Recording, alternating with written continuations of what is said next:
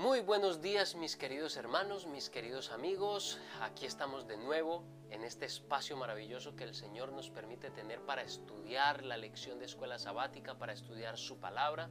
Espero hayan tenido un sábado muy bendecido, hayan tenido un sábado maravilloso en la presencia del Señor, compartiendo con los hermanos, alabando al Señor, aprendiendo de su palabra. Y pues Dios nos está permitiendo comenzar una nueva semana. Tenemos un nuevo día, un nuevo primer día de la semana que Dios nos regala para nuestras actividades.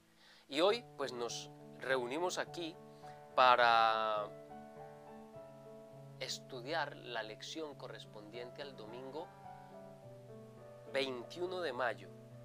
Este día se titula Dos sistemas opuestos. Pero no vamos a empezar a estudiar sin antes tener una palabra de oración. Así que oremos. Amante Padre que estás en los cielos, te damos muchas gracias, mi Señor y Dios, por este día precioso que nos regalas. Gracias por tu compañía, porque en tu inmensa misericordia podemos comenzar un nuevo día. Danos, Señor, la bendición de tu presencia, que tu Santo Espíritu esté con nosotros, que abra nuestra mente y nos permita comprender tu palabra. Dirígenos en este estudio, que nada sea por voluntad humana, no permitas que Satanás se entrometa en nuestro estudio y sobre todo que nos capacite, oh Dios, el Espíritu Santo para poder poner en práctica y vivir el mensaje que estamos estudiando. Te lo rogamos en Jesús. Amén. Muy bien. La lección de esta semana se titula Una ciudad llamada confusión. Esta semana vamos a estudiar un tema muy importante. El mensaje del segundo ángel. Y esta gran ciudad que se llama confusión. ¿Por qué se llama confusión? Muy bien, eso es lo que vamos a tratar de estudiar durante toda esta semana. Todas las características, todo lo que tiene que ver con esta ciudad. En el día de hoy, los dos sistemas opuestos, pues vamos a leer los versículos que nos plantea la lección porque son importantes para darnos la introducción, el pistoletazo de partida al estudio de esta semana. Apocalipsis 12:17, un texto muy conocido entre los adventistas del séptimo día,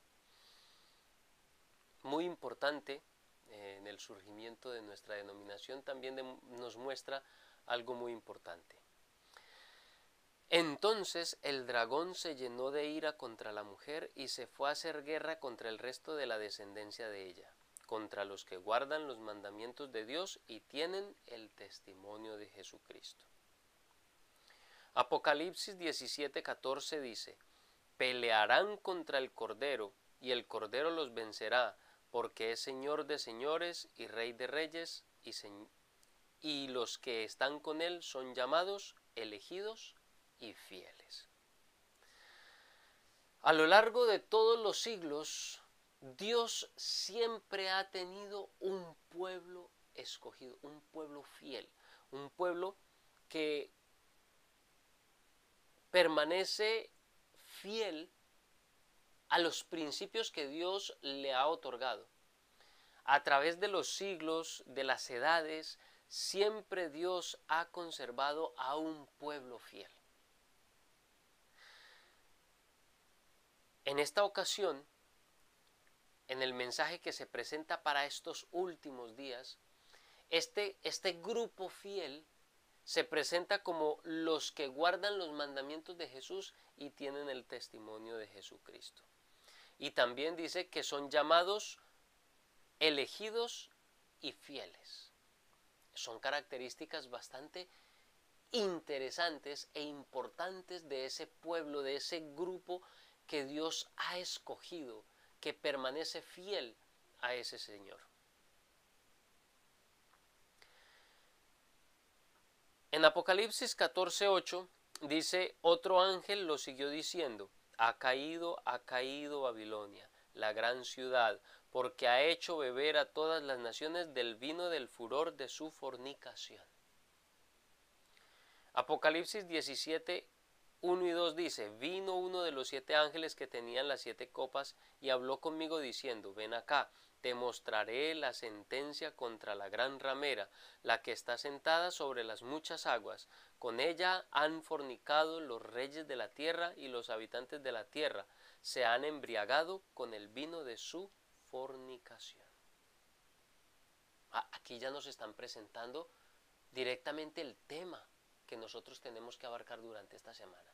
Apocalipsis 14:8 nos muestra el mensaje del segundo ángel. Ha caído Babilonia y se ha hecho habitación ¿de qué? Ha caído Babilonia, la gran ciudad, porque ha hecho beber a todas las naciones del vino del furor de su fornicación. Juan, cuando escribió estas palabras, la Babilonia literal, la ciudad de Babilonia literal, en la que estuvo cautivo el profeta Daniel, en la que gobernó el reconocido rey Nabucodonosor, esa Babilonia ya no existía, ya solo era polvo. Sin embargo, el mensaje de Apocalipsis se refiere a esa ciudad de Babilonia, pero ya no a la Babilonia literal, sino se refiere a la Babilonia espiritual. Es un mensaje que nos viene presentándonos a una Babilonia espiritual, y se llama Babilonia porque esta Babilonia espiritual, que ya no es una ciudad literal, sino que, como vamos a ver en el transcurso de la semana, es un sistema, no tanto una ciudad literal, sino un sistema que va en contra de la voluntad de Dios, en contra de los mandamientos de Dios. Tiene el mismo espíritu de la Babilonia original. Por eso se le llama Babilonia. No porque sea una ciudad, sino porque sus rasgos característicos se representan de mejor manera con la Babilonia original. Tienen el mismo carácter, tienen la misma situación. En las profecías de Apocalipsis, Babilonia representa a un sistema religioso. Es un sistema religioso apóstata. Es la Babilonia del tiempo del fin. La Babilonia del tiempo del fin es un sistema religioso falso que tendrá las características muy similares, muy parecidas, idénticas a las de la Babilonia original. La Babilonia moderna tendrá una estructura y tendrá unas características que serán completamente semejantes a las de la Babilonia antigua, a las de la Babilonia literal. Apocalipsis capítulo 17 y los versículos del 1 al 6 la presenta como una mujer ramera, como una adúltera.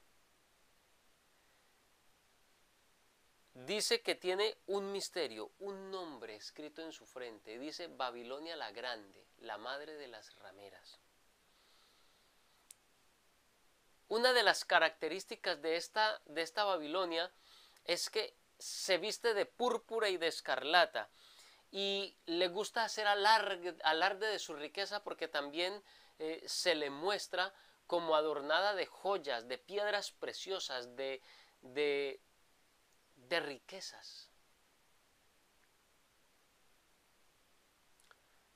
Hay una frase a la que nosotros debemos prestar atención, y es a la frase que dice: y han fornicado los reyes de la tierra y sus habitantes se han embriagado con el vino de su fornicación. Embriagarse siempre tiene una connotación negativa en la palabra de Dios. La fornicación simboliza las falsas enseñanzas y las falsas doctrinas y sus prácticas erróneas Bueno, vamos a ponerlo en perspectiva, porque como hemos dicho antes, vamos a tratar de profundizar en estos temas. Durante la semana vamos a intentar profundizar en lo que es la fornicación y en lo que es la embriaguez y el vino. Porque quiero que tomemos esto un poco más profundo. En la lección está un poco somero y de pronto no termino de encajarme muy bien con lo que el autor está diciendo ahí. De pronto me parece que se puede enfocar de una manera diferente. Pero quiero que para que entendamos cómo es esta Babilonia, para que entendamos a esta Babilonia espiritual, que ya no es esa Babilonia literal, esa ciudad literal de la antigüedad, sino que ahora es una ciudad espiritual, pero que podemos aprender a entender de qué se trata esta Babilonia espiritual a través de la Babilonia original, porque sus características son similares. Lo primero que nosotros necesitamos entender es, o que debemos conocer, es quién fundó a Babilonia.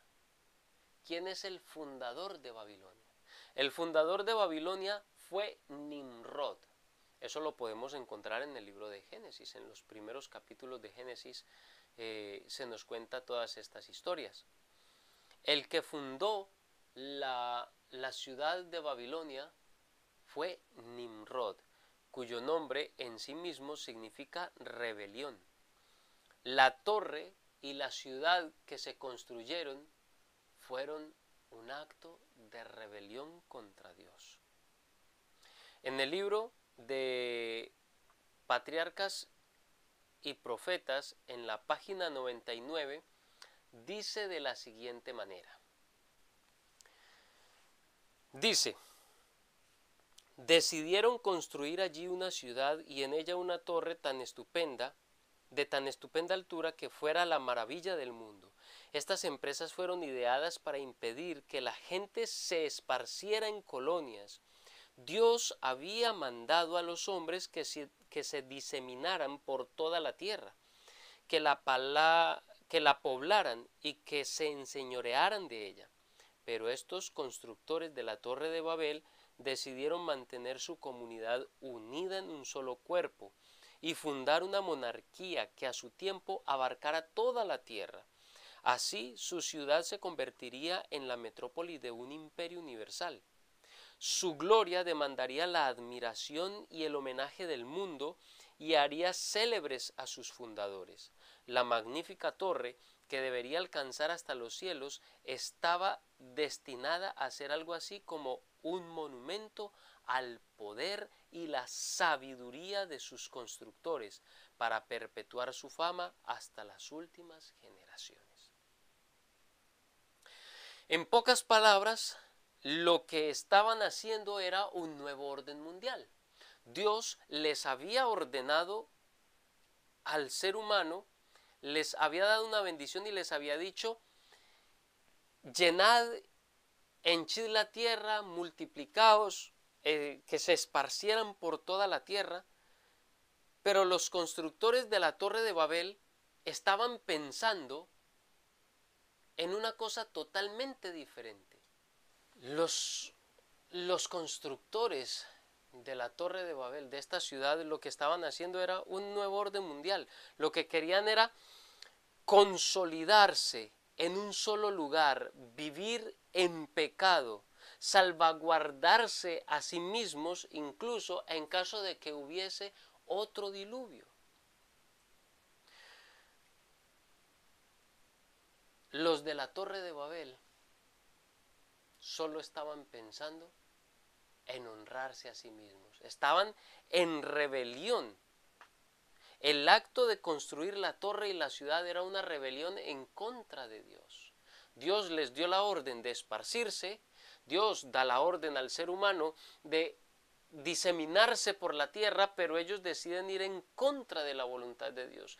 Quieren quedarse unidos en un solo pueblo, con una sola lengua, con un solo gobierno, con una monarquía. Estaban en total rebelión contra Dios. Es más, era tanta la rebelión que ni siquiera tenían confianza en que Dios cumpliría la promesa de no volver a destruir la tierra con un diluvio. Y la torre, en parte, les serviría como lugar de escape, pero no para toda la humanidad, para los líderes de aquella gran ciudad, para escapar en caso de que hubiera un nuevo diluvio. En la página 112 de Patriarcas y Profetas dice: creyeron que construyendo la torre hasta una altura mucho más elevada que la que había alcanzado las aguas del diluvio, pensaban colocarse a sí mismos más allá de todo peligro, y al poder ascender a la región de las nubes, esperaban descubrir cuál había sido la causa del diluvio. No creían en la promesa de Dios. Entonces vemos en los fundadores de la ciudad, la primera ciudad de Babilonia, la primera ciudad que se llamó Babilonia porque allí confundió Dios las lenguas. Confusión significa la palabra Babilonia. Los constructores y el espíritu de esa primera Babilonia era la rebelión, ir en contra de la voluntad de Dios y establecer un gobierno, una monarquía bajo sus propias directrices, una monarquía bajo sus propias reglas, un gobierno apartado y alejado totalmente de Dios. Seguir viviendo en pecado, salvarse a sí mismos. Ese es el espíritu de la Babilonia original. Pero en el imperio neobabilónico, que fue en el que vivió Daniel, el gran imperio que fundó Nabucodonosor, no tenía un espíritu diferente, era un espíritu completamente similar. Si nosotros vemos en el libro de Daniel, busquemos el libro de Daniel, en el capítulo 4 y los versículos 29 y 30. Daniel, en el capítulo 4 y los versículos 29 y 30. Dice: 12 meses después, mientras daba un paseo por la terraza del palacio real de Babilonia, exclamó, está hablando de Nabucodonosor: mirad la gran Babilonia que he construido como capital del reino. La he construido con mi gran poder, para mi propia honra. Ese es el espíritu de Babilonia. El mismo espíritu de rebelión, glorificarse a sí mismo, honrarse a sí mismo. Ese es el espíritu de Babilonia, el espíritu de rebelión y de autovanagloria. El espíritu de Babilonia se ve incluso bien reflejado en el libro de Isaías, en el capítulo 47.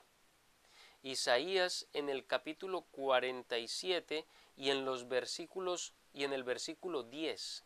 Dice de la siguiente manera: tú has confiado en tu maldad y has dicho, nadie me ve. Tu sabiduría y conocimiento te engañan cuando a ti misma te dices, yo soy y no hay otra fuera de mí. Es un espíritu completamente de arrogancia. Se levanta contra Dios, reemplaza a Dios como el verdadero gobernante del mundo, como el verdadero gobernante del universo, y se erige a sí mismo. Ese espíritu se erige a sí mismo como gobernante único y autosuficiente. Malaquías Martín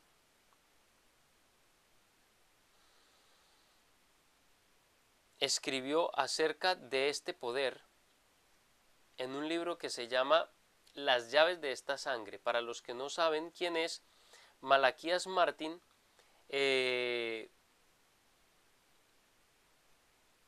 es un jesuita, o era un jesuita. Escribió un libro que se llama Las llaves de esta sangre. Este libro es fascinante, no se imaginan cuántas cosas se puede aprender acerca de este sistema tremendo que se llama Babilonia y que tiene hijas. En 1990 escribió las siguientes palabras: hay una gran similitud que comparten estos tres competidores geopolíticos. Son el comunismo, el capitalismo y el catolicismo. Cada uno de ellos tiene en mente un gran designio para un gobierno mundial. Su competencia geopolítica tiene que ver con cuál de los tres formará, dominará y administrará el sistema mundial que reemplazará al decadente sistema de naciones. Malaquías Martín en este libro está prediciendo un nuevo orden mundial que será dominado o por el comunismo, o por el capitalismo, o por el catolicismo. Esos son las tres grandes corrientes que se están jugando el liderazgo de este nuevo orden mundial. Para Malaquías Martín no hay ninguna duda. Para él sabe cuál es ese poder que finalmente va a alcanzar el dominio del mundo, de ese nuevo orden mundial. Él sabe que será el papado, lo que se conoce como la bestia o la ramera o la Gran Babilonia. Bueno, parte de la Gran Babilonia. Después vamos a ver que la Gran Babilonia se compone de más que solo el papado.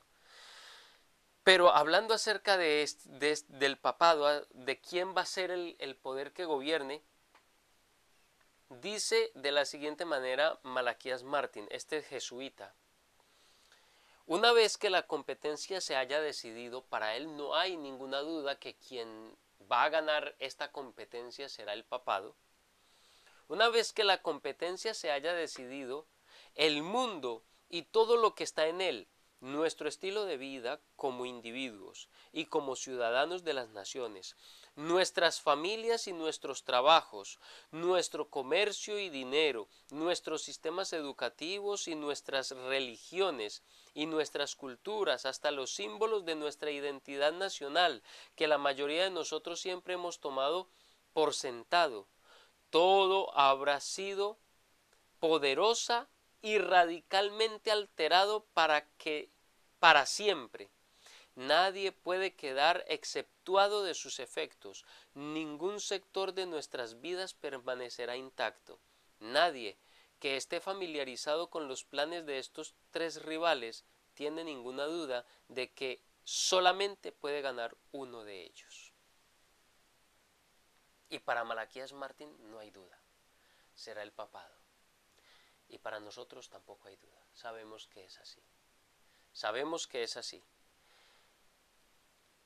Ese es el espíritu de Babilonia. Lo vimos en los edificadores originales de la ciudad y de la torre. Lo vimos en el imperio neobabilónico, ese deseo de gobernar el mundo, pero de unificarlo, de un nuevo orden mundial, que sea un imperio que está unificado para la honra y la gloria no de Dios, que sea un imperio unificado para honrar y glorificar la sabiduría, el poder y la magnificencia humana, solamente para la honra y la gloria del hombre. Eso sucederá cuando se sane la herida que ha recibido la bestia. Bueno, todas estas cosas las vamos a ir analizando durante la semana. Pero quiero que tengamos ya para terminar unas características de esta ramera, de esta mujer adúltera que se llama Babilonia.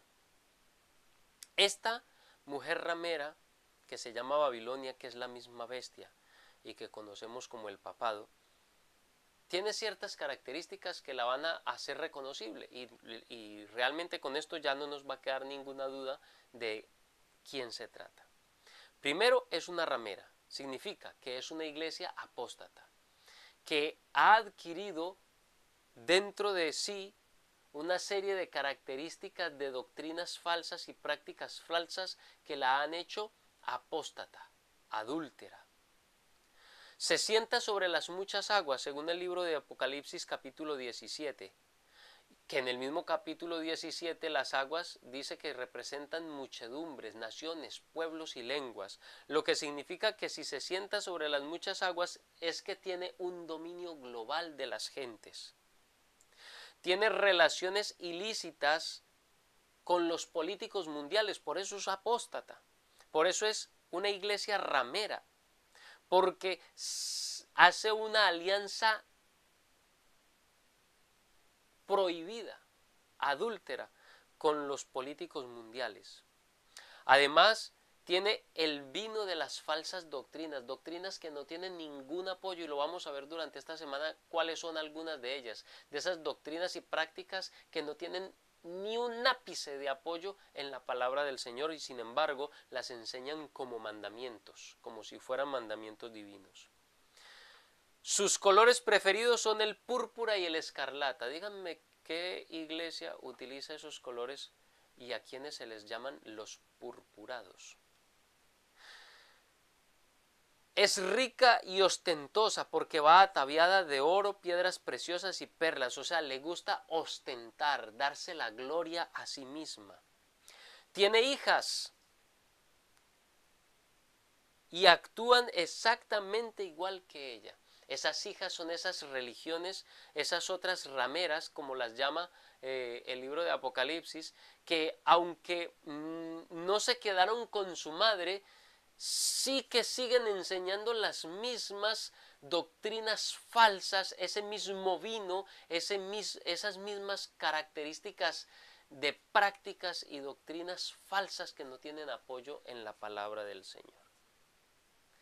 También está manchada en su historia con la sangre de los hijos de Dios, de los mártires del Señor.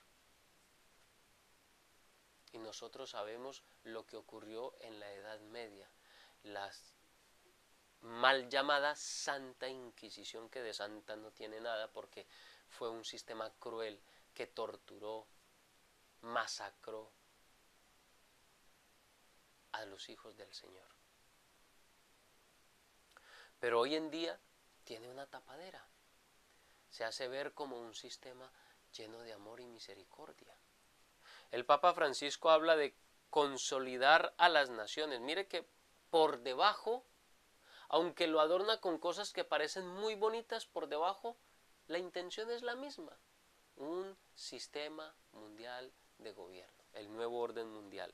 El Papa Francisco habla de la consolidación de las naciones, de tener fronteras abiertas y una inmigración libre, porque de esa manera los nacionalismos se mueren, las raíces de las personas se mueren, de esa manera no tenemos una identidad nacional y así podemos y así ellos pueden manipular a las naciones sin que tengan esos sentimientos nacionalistas.